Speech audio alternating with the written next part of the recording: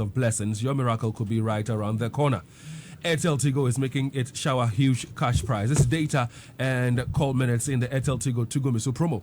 From now until December, people all over Ghana will be winning awesome prizes every hour, every day, every week, and every month with a grand cash prize of 100,000 Ghana cedis.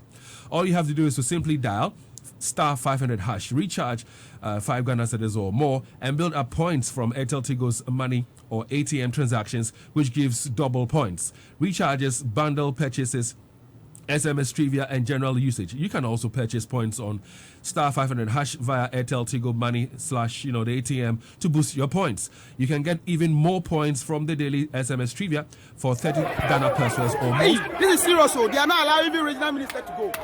Wow.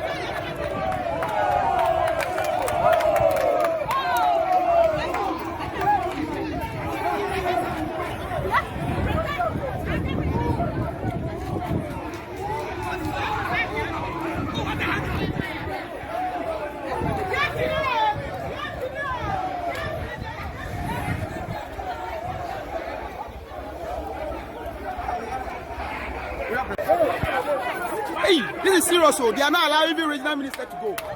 Wow.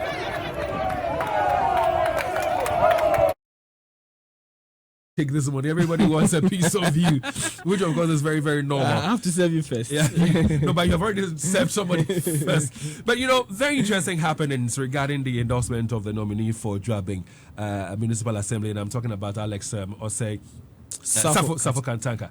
Now, run us through what has happened from the very beginning when his name came up as the nominee and the endorsement, moves that has taken place. Run us through what has happened. So this is the second time that yesterday is supposed to be the second time that Mr. Alex Safo Kantanka has been voted upon. And in the first instance, we had 6 of the assembly members out of the 26 assembly members voted in his favor. That they voted yes to say that he should be should become the municipal chief executive for Juaben, and the rest of the assembly members voted against his nomination. So due to the laws that guide such an election, his name had to be withdrawn by the president, and president had to nominate another person to come and be voted upon and find out if that person will be granted the permission by the assembly members to become the municipal chief executive.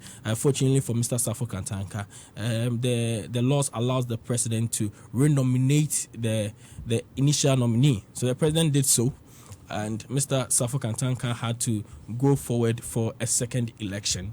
It was scheduled for a day, and unfortunately, according to the assembly members, and the nominee could not show up, so it had to be rescheduled for another time. So that time was supposed to be last Friday, and we went there.